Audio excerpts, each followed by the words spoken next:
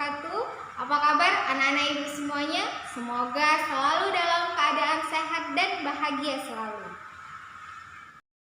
Nah, pada kesempatan kali ini kita akan bahas bersama materi yang sangat menarik sekali, yaitu merencanakan masa depan. Sebagian orang ketika ditanya, "Apa cita-citamu?" maka ia akan terdiam. Apa ya cita-cita saya? Nah, kalau kamu adalah salah satu orang yang seperti itu, maka belum terlambat untuk merencanakan masa depan. Ketika kita punya cita-cita, maka kita punya tujuan. Bumi akan kering tanpa hujan. Begitu juga dengan kehidupan, tidaklah lengkap tanpa tujuan. Nah, jadi orang yang punya tujuan, dia tidak akan kehilangan arah. Dia tahu kemana akan melangkah ke depannya. Untuk itu, mari sama-sama kita menemukan cita-cita kita. Bagaimana caranya? Ikuti langkah-langkah berikut ini.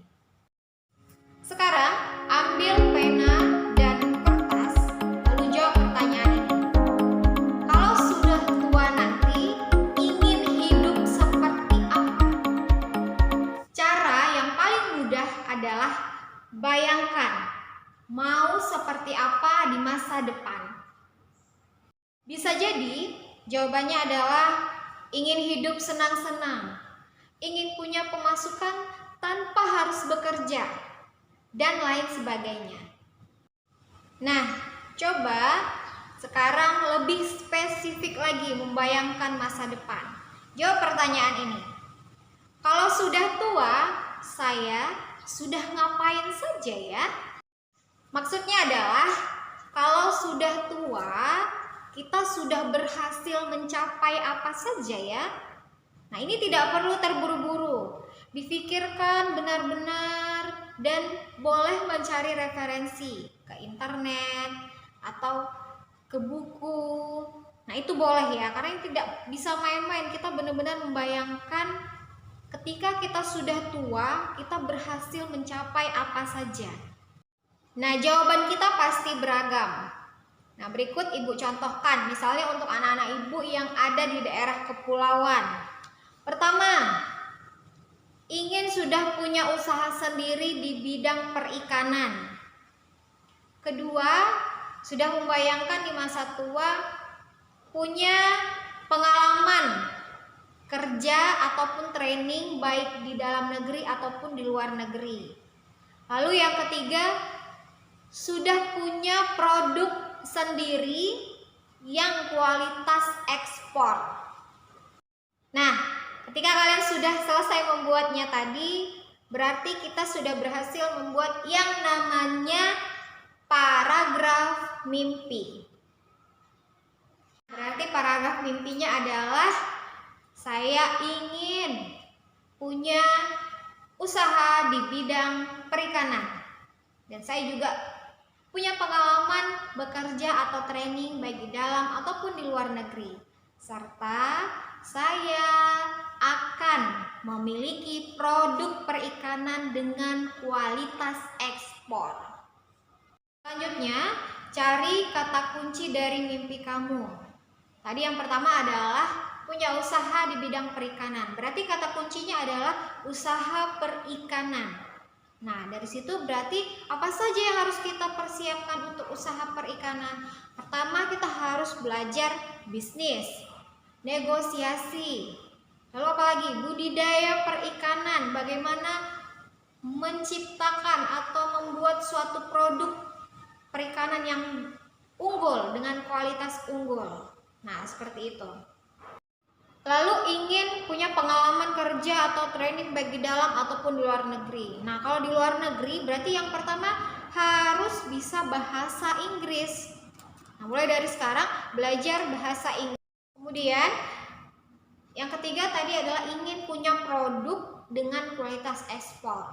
Berarti harus pelajari apa saja syarat-syarat sebuah produk bisa diekspor ke luar negeri. Pelajari dari sekarang.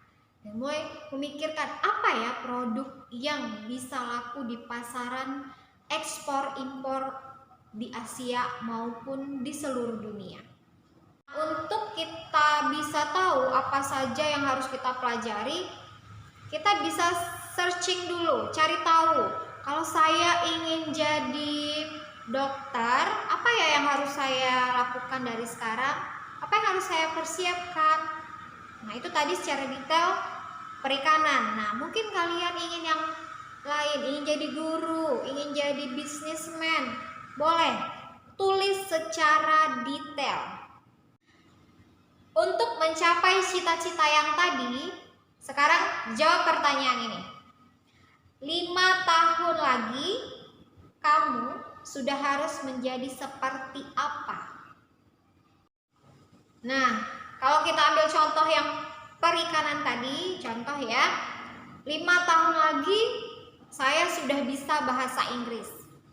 Saya juga sudah tahu lingkungan di sini, di mana kira-kira tempat yang pas untuk saya melakukan budidaya perikanan. Lalu saya sudah tahu juga rincian biaya yang harus dipersiapkan, dan saya telah memiliki tabungan. Walaupun masih kurang, tapi saya sudah berusaha untuk memiliki tabungan, membangun langkah awal untuk punya usaha di bidang perikanan. Jangan takut untuk membayangkan, ini adalah rencana, dan rencana itu bisa berubah-ubah. Jadi sebaiknya cari tahu dulu apa rencana yang akan kita lakukan. Setelah membuat rencana 5 tahun ke depan, sekarang kita akan buat rencana pendek atau 3 tahun ke depan. Nah, contoh ya, 3 tahun ke depan saya akan belajar tentang perikanan. Saya sudah mulai baca-baca buku ataupun baca-baca referensi di internet.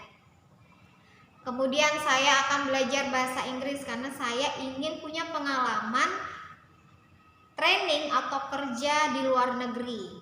Nah, kemudian yang ketiga, saya sudah mulai melihat-lihat lingkungan di sini dan tanya-tanya kepada pengusaha-pengusaha yang sudah ada di sini. Nah, seperti itu. Rencana 5 tahun sudah, yang 3 tahun sudah, sekarang tahun ini yang akan langsung dilaksanakan apa?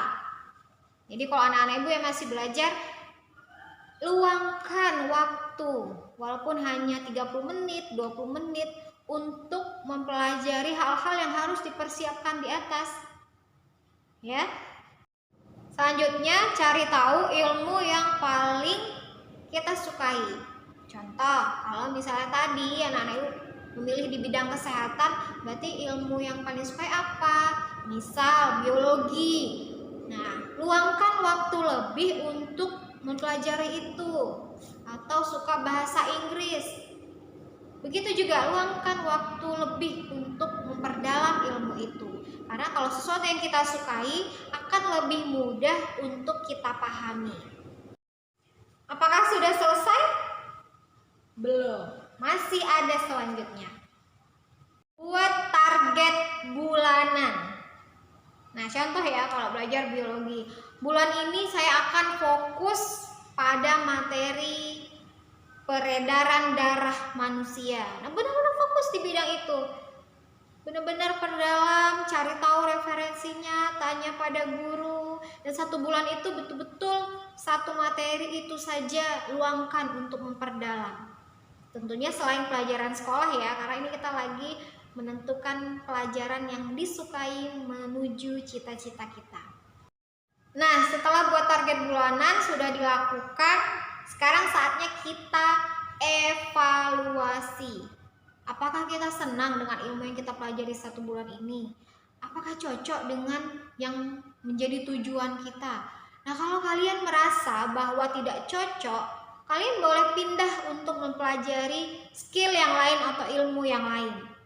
Ya, jadi tidak usah dipaksakan, karena 1 bulan ini kalian sudah bisa menentukan kira-kira ilmu mana yang cocok dengan tidak cocok dengan kita.